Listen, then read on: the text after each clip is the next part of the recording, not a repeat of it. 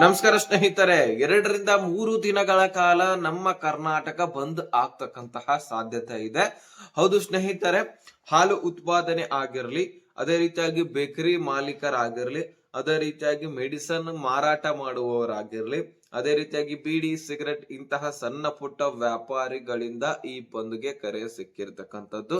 ಹಾಗಾಗಿ ಇಡೀ ಕರ್ನಾಟಕದಲ್ಲಿ ಬಂದ್ ಆಚರಣೆ ನಡೆಯಲಿದೆ. ಹಾಗಾದ್ರೆ ಯಾವ ಯಾವ ದಿನಾಂಕದಂದು ಬಂದ್ ಆಗಲಿದೆ, ಯಾವ ಕಾರಣಕ್ಕಾಗಿ ಬಂದ್ ಆಗಲಿದೆ, ಈ ಎಲ್ಲ ವಿಷಯವನ್ನ ಈ ಒಂದು ವಿಡಿಯೋದಲ್ಲಿ ನೋಡ್ತಾ ಹೋಗೋಣ. ಬಹಳ ಮುಖ್ಯವಾದ ಮಾಹಿತಿ.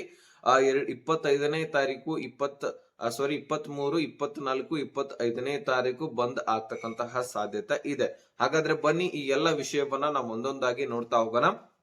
ಇಲ್ಲಿ ನೋಡಿ, ಈಗ ಈ 3 ರಿಂದ 2 ದಿನಗಳ ಕಾಲ ಕರ್ನಾಟಕದಲ್ಲಿ ಬೇಕರಿ ಆಗಿರ್ಲಿ, ಹಾಲು ಉತ್ಪನ್ನ ಮಾರಾಟ ಆಗಿರ್ಲಿ ಬಂದ್ ಆಗಲಿದೆ ಅಂತೆ.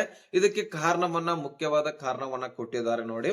ಒಂದು ವಾರದಿಂದ ಗೂಗಲ್ ಪೇ, ಫೋನ್ ಪೇ ಮುಖಾಂತರ, ಪೇಟಿಎಂ ನ ಮುಖಾಂತರ ಬೇಕರಿ ಬೇಕರಿ ಅವರು ಅಥವಾ ತರಕಾರಿ ಮಾರಾಟ ಮಾಡುವವರು, ಮೆಡಿಸನ್ ಮಾರಾಟ ಮಾಡುವವರು, ಸಣ್ಣ ಪುಟ್ಟ ವ್ಯಾಪಾರಿಗಳು ಅಂತ ಹೇಳ್ಬೋದು. ಟೋಟಲ್ ಈ GST ನೋಟಿಸ್ ವಾಣಿಜ್ಯ ಇಲಾಖೆದಿಂದ ಬಂದಿರತಕ್ಕಂಥದ್ದು. ಈ ಎಲ್ಲ ಒಂದು ಮಾರಾಟಗಾರರಿಗೆ, ಉದ್ಯಮಗಳಿಗೆ, ಸಣ್ಣ ಪುಟ್ಟ ಉದ್ಯಮಗಳಿಗೆ ಈ ರೀತಿ ನಿಮಗೆ ಗೊತ್ತಿದೆ, ನಿಮ್ಗೆ ಆಲ್ರೆಡಿ ಸೋಷಿಯಲ್ ಮೀಡಿಯಾಗಳಲ್ಲಿ ನೋಡಿರ್ತೀರಿ. ಆದ್ರೆ ಇದಕ್ಕೆ ಮುಖ್ಯವಾದ ಉದ್ದೇಶಗಳು ಬೇರೆ ಇದಾವೆ, ನೋಡ್ಕೊಳ್ಳಿ. ಈ ಒಂದು GST ನೋಟಿಸ್ ವಾಣಿಜ್ಯ ಇಲಾಖೆಯಿಂದ ಬಂದಿರುವಂತಹ ಕಾರಣಕ್ಕಾಗಿ ಬಂದ್ಗೆ ಕರೆ ನೀಡಲಾಗಿದೆ. ಯಾರು ಗೂಗಲ್ ಪೇ, ಫೋನ್ ಪೇ ಮುಖಾಂತರ 40 ಲಕ್ಷಕ್ಕಿಂತ ವಾರ್ಷಿಕವಾಗಿ 40 ಲಕ್ಷಕ್ಕಿಂತ ಹೆಚ್ಚಿನ ವಹಿವಾಟನ್ನ ಮಾಡಿದ್ದೆ ಆದ್ರೆ, ಟ್ರಾನ್ಸಾಕ್ಷನ್ ಮಾಡಿದ್ದೆ ಆದ್ರೆ, ಅಂತಹ ಒಂದು ಫಲಾನುಭವಿಗಳಿಗೆ, ಅಂತಹ ಒಂದು ವ್ಯಾಪಾರಿಗಳಿಗೆ ನೋಟಿಸ್ ಅನ್ನ ಕಳಿಸಲಾಗಿದೆ. ಅದೇ ರೀತಿಯಾಗಿ ಒಟ್ಟಾರೆ ಹೆಚ್ಚಿನ ವಹಿವಾಟನ್ನ ಮಾಡಿದ್ದೆ ಆದ್ರೆ, 40 ಲಕ್ಷಕ್ಕಿಂತ ಹೆಚ್ಚಿನ ವಹಿವಾಟು ಮಾಡಿದ್ದೆ ಆದ್ರೆ ಅವರಿಗೆ 1,20,000, 1,50,00,000 ಈ ರೀತಿ GST ಪೇ ಮಾಡ್ಲಿಕ್ಕೆ ನೋಟಿಸ್ ಅನ್ನ ಹೊರಡಿಸಲಾಗಿದೆ. ದಿನ ಬೆಳಗಾದ್ರೆ 500 ರೂಪಾಯಿ ದುಡಿಯೋಲ್ಲ ಅಂತಹ ವ್ಯಾಪಾರಿಗಳಿಗೆ 1,50,00,000 ಅಥವಾ 25 ಲಕ್ಷ, 40 ಲಕ್ಷ, 60 ಲಕ್ಷ ಈ ರೀತಿ GST ಇನ್ಕಮ್ ಟ್ಯಾಕ್ಸ್ ತುಂಬಲಿಕ್ಕೆ ಹೇಳಿದ್ದೆ ಆದ್ರೆ ಎಲ್ಲಿಂದ ತುಂಬಬೇಕು?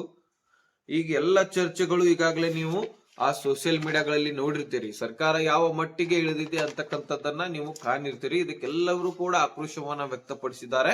ಸೊ ಒಂದು ವೇಳೆ ಈ ನೋಟಿಸ್ ಅನ್ನ ವಾಪಸ್ ತೆಗೆದುಕೊಳ್ಳಿಲ್ಲ, ತುಂಬಲೇಬೇಕಂತ ಒತ್ತಾಯ ಮಾಡಿದ್ದೆ ಆದ್ರೆ ನಾವು ಪ್ರಾಣ ಕಳ್ಕೊಳ್ತೀವಿ, ಕುಟುಂಬ ಸಮೇತ ಪ್ರಾಣ ಕಳ್ಕೊಳ್ತೀವಿ ಅಂತಕ್ಕಂತಹ ಇಲ್ಲಿ ಬೆದರಿಕೆಗಳನ್ನು ಕೂಡ ವ್ಯಾಪಾರಿಗಳು ಹಾಕ್ತಾ ಇದ್ದಾರೆ. ಬೆದರಿಕೆ ಅನ್ನೋದಿಲ್ಲ, ಅದಕ್ಕೆ ಅವರ ನೋವಿನಿಂದ ಬಂದಿರತಕ್ಕಂತಹ ಮಾತು ಅನ್ಬೋದು.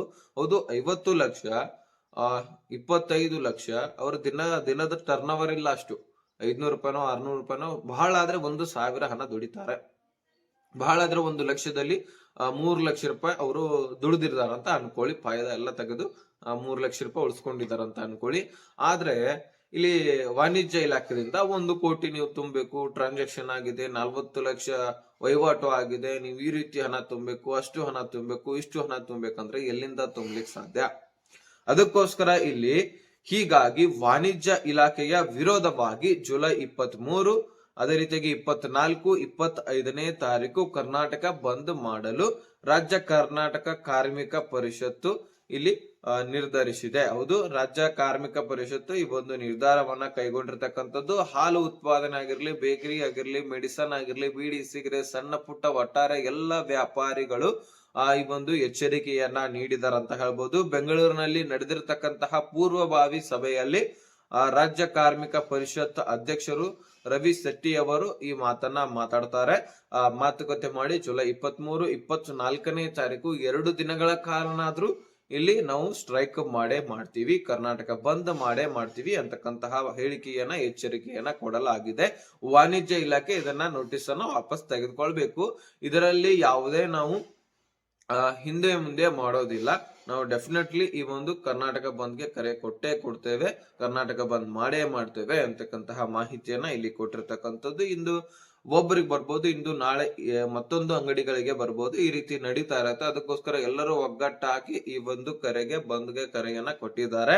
ಇಲ್ಲಿ ನೋಡಿ, ಒಂದು ಕುಟುಂಬದಲ್ಲಿ ಬರೀ ವ್ಯಾಪಾರಿ ಒಬ್ಬನೇ ಬರುವುದಿಲ್ಲ, ಆ ಕುಟುಂಬದ ಎಲ್ಲ ಕುಟುಂಬಸ್ಥರು ಆ ಕುಟುಂಬನ ದಲ್ಲಿ ಹೆಂಡತಿನೂ ಕೂಡ ಬರಬೇಕು, ಮಕ್ಕಳು ಕೂಡ ಬರ್ಬೇಕಂತ ಇಲ್ಲಿ ಮಾಹಿತಿಯನ್ನ ಕೊಟ್ಟಿದ್ದಾರೆ. ಟೋಟಲಿ ಒಂದು ಕುಟುಂಬದಲ್ಲಿ, ವ್ಯಾಪಾರಿಯ ಕುಟುಂಬದಲ್ಲಿ ಎಷ್ಟು ಜನ ಇರ್ತಾರೆ ಆ ಒಟ್ಟು ಜನ ಸ್ಟ್ರೈಕ್ ಗೆ ಬರ್ತಾರೆ ಅಂತ ಮಾಹಿತಿಯನ್ನ ಕೊಟ್ಟಿದ್ದಾರೆ. ಸುಮಾರು 1.5 ಲಕ್ಷ ಜನರು ಕೂಡಲಿದ್ದಾರೆ ಅಂತಕ್ಕಂತಹ ಮಾಹಿತಿ ಸಿಕ್ಕಿರ್ತಕ್ಕಂಥದ್ದು. ಸೊ ಕಾಯ್ದು ನೋಡ್ಬೇಕಾಗಿದೆ ಏನೇನಾಗತ್ತೆ ಏನೇನಿಲ್ಲ ಅಂತ. ಆದಷ್ಟು ಬಂದ್ ಕರೆ ಕೊಟ್ಟಿದ್ದಾರೆ. ವಾಣಿಜ್ಯ ಇಲಾಖೆ ಏನಾದ್ರೂ ಈ ಒಂದು ನೋಟಿಸ್ ಅನ್ನ ಹಿಂಪಡೆಯಲಿಲ್ಲಪ್ಪ ಅಂದ್ರೆ ಡೆಫಿನೆಟ್ಲಿ ಸ್ಟ್ರೈಕ್ ಆಗೋದು ನಿಜ, ಕರ್ನಾಟಕ ಬಂದ್ ಆಗೋದು ನಿಜ. ಆದ್ರೆ ಬರೀ ಒಂದ್ ಕಡೆ ಇಷ್ಟು ನೋಟಿಸ್ ಹೋಗಿದೆ, ಇನ್ನು ಹಲವಾರು ಕಡೆಗೂ ಕೂಡ ಹೋಗಿದೆ. ಇನ್ನು ಹೆಚ್ಚಿನ ಜನರಿಗೆ, ಹೆಚ್ಚಿನ ವ್ಯಾಪಾರಿಗಳಿಗೆ ಹೋಗುವಂತಹ ಸಾಧ್ಯತೆನೂ ಕೂಡ ಇದೆ. ಅದು ಹೋಗೋಕ್ಕಿಂತ ಮುಂಚೆನೆ ಈ ಒಂದು ಕ್ರಮವನ್ನ ಕೈಗೊಳ್ಳಿ. ಸೊ ಆದಷ್ಟು ವಾಣಿಜ್ಯ ಇಲಾಖೆಯ ವಿರುದ್ಧವಾಗಿ ಈ ಕರೆಯನ್ನ ಕರೆದಿರುವಂತದ್ದು, ಇದು ಒಂದು ಸ್ಟ್ರೈಕ್ ಮಾಡ್ತಕ್ಕಂಥದ್ದು ಒಂದು ಒಳ್ಳೆಯ ವಿಷಯ ಅಂತಾನೆ ಹೇಳ್ಬೋದು. ಹೌದು, ದಿನ ಬೆಳಗಾದ್ರೆ 200 ರೂಪಾಯಿ ದುಡ್ಲಿಕ್ಕೆ ಆಗೋದಿಲ್ಲ. ಅಂತಹ ವ್ಯಾಪಾರಿಗಳಿಗೆ 1 ಕೋಟಿ 1.5 ಕೋಟಿ ಈ ರೀತಿ GST ಪೇ ಮಾಡಿ, ಇನ್ಕಮ್ ಟ್ಯಾಕ್ಸ್ ಪೇ ಮಾಡಿ ಅಂತ ಕೊಟ್ಟಿದ್ದೆ ಆದ್ರೆ ಎಲ್ಲಿಂದ ಕೊಡಬೇಕು? ದೊಡ್ಡ ದೊಡ್ಡ ವ್ಯಾಪಾರಿಗಳಿರ್ತಾರೆ, ರಾಜಕಾರಣಿಗಳು ಟರ್ನ್ ಓವರ್ ಆಗ್ತಾ ಇರತ್ತೆ, ಅಂತವರನ್ನ ಕಂಡು ಹಿಡಿಯೋದಿಲ್ಲ ವಾಣಿಜ್ಯ ಇಲಾಖೆ. ಸಣ್ಣ ಪುಟ್ಟ ವ್ಯಾಪಾರಿಗಳ ಬುಡಕ್ಕೆ ಕೈ ಹಾಕ್ಲಿಕ್ಕೆ ನೋಡ್ತಾ ಇದೆ. ಸೊ ಅವ್ರು ಎಲ್ಲಿಂದ ಕೊಡ್ಬೇಕು? ಪ್ರಾಣವನ್ನ ಕಳ್ಕೊಳ್ತಾರೆ ಹೊರತು ಅಷ್ಟೊಂದು ದುಡ್ಡವನ್ನ ತಂದು ಇವ್ರ ಹತ್ರ ಸುರಿಲಿಕ್ಕೆ ಆಗೋದಿಲ್ಲ. ಯಾವ ಮಟ್ಟಿಗೆ ವಾಣಿಜ್ಯ ಇಲಾಖೆ ಇಳಿದಿದೆ ಅಂತಕ್ಕಂತಹ, ಸರ್ಕಾರ ಎಷ್ಟರ ಮಟ್ಟಿಗೆ ಇಳಿದಿದೆ ಅಂತಕ್ಕಂಥದ್ದನ್ನ ನೋಡ್ಬೇಕು ನಾವು. ಇನ್ನು ಮುಂದಿನ ದಿನಗಳಲ್ಲಿ ಕಾಯ್ದು ನೋಡೋಣ ಏನೇನಾಗತ್ತೆ ಏನೇನಿಲ್ಲ ಅಂತಕ್ಕಂಥದ್ದನ್ನ. ಸೊ ಈಗಂತೂ ನಮ್ಮ ರಾಜ್ಯದಲ್ಲಿನೇ ಆರ್ಥಿಕ ಪರಿಸ್ಥಿತಿ ಇಷ್ಟು ಹದಗೆಟ್ಟು ಹೋಗಿದೆ ಅಂದ್ರೆ ಅದೇನ್ ಹೇಳಿಕ್ ಸಾಧ್ಯ ಇಲ್ಲ. ಗ್ಯಾರಂಟಿ ಯೋಜನೆಗಳಿಂದ ಪೂರ್ತಿಯಾಗಿ ಆರ್ಥಿಕ ವ್ಯವಸ್ಥೆ ಸ್ಥಗಿತಗೊಂಡಿರ್ತಕ್ಕಂಥದ್ದು ಅಂತ ಅನ್ಕೊಳ್ಬಹುದು ನಾವು. ಸೊ ಮುಂದಿನ ದಿನಗಳಲ್ಲಿ ಇದರ ಪರಿಣಾಮ ನಾವೇ ಅನುಭವಿಸ್ಬೇಕಾಗತ್ತೆ. ಸೊ ಈ ಗ್ಯಾರಂಟಿ ಯೋಜನೆಗಳು, ಫ್ರೀ ಯೋಜನೆಗಳು ಇವೆಲ್ಲ ಬೇಡ, ಏನಾದ್ರೂ ಡೆವಲಪ್ಮೆಂಟ್ ಕಾಣಿಸ್ಬೇಕು ನಮಗೆ, ಅದು ಮುಖ್ಯವಾಗಿರ್ತಕ್ಕಂಥದ್ದು. ಸೊ ಇದನ್ನೆಲ್ಲ ನೋಡ್ತಾ ಇದ್ರೆ ಈ ಎಲ್ಲಾ ಯೋಜನೆಗಳು ಬೇಡ ಅನ್ಸ್ಬಿಡುತ್ತೆ ಒಂದೊಂದ್ಸಾರಿ. ಹೌದು, ಬಡವರಿಗೆ ಏನೋ ಹೆಲ್ಪ್ ಆಗ್ಬೋದು, ಆದ್ರೆ ಬಡವರ ಮೇಲೇನೆ ಬೆಲೆ ಏರಿಕೆ ಆಗೋದು ನಿಶ್ಚಿತ. ಹೌದು, ಶ್ರೀಮಂತರಿಗೆ ಏನ್ ಫರಕ್ ಬೀಳೋದಿಲ್ಲ, ಅವರು ಹೆಚ್ಚು ಖರ್ಚು ವೆಚ್ಚ ಮಾಡ್ಕೊಂಡೇ ತಿಂತಿರ್ತಾರೆ. ಆದ್ರೆ ಬಡವರು ಹೆಚ್ಚಿನ ಬೆಲೆ ಏರಿಕೆಯಿಂದಾಗಿ ತತ್ತರಿಸಿ ಹೋಗ್ತಾ ಇದಾರೆ. ಈ ಕಡೆ ಬೆಲೆ ಏರಿಕೆ ಆದ್ರೆ ಈ ಕಡೆ ಯೋಜನೆಗಳಲ್ಲಿ ಸರಿಯಾಗಿ ದುಡ್ಡು ಸಿಗ್ತಾ ಇಲ್ಲ. ಈ ಕಡೆ ಯೋಜನೆಗಳನ್ನ ಕೊಡ್ತಾ ಇರುವಂತಹ ಕಾರಣಕ್ಕಾಗಿ ಬೆಲೆಗಳು ಸಾಕಷ್ಟು ಏರಿಕೆ ಆಗ್ತಾ ಇದೆ. ಇದನ್ನೆಲ್ಲ ನೋಡ್ತಾ ಇದ್ರೆ ನಮ್ಮಿಂದ ನಮಗೆ ಕೊಡ್ತಾ ಇದ್ದಾರೆ, ಮತ್ತಷ್ಟು ನಮ್ಮಿಂದಾನೇ ಸರ್ಕಾರ ತೆಗೆದುಕೊಳ್ತಾ ಇದೆ ಅಂತ ಅನಿಸ್ಬಿಡುತ್ತೆ. ಸೊ ಸ್ವಲ್ಪ ಸೂಕ್ಷ್ಮವಾಗಿ ವಿಚಾರಣೆ ಮಾಡ್ಬೋದು.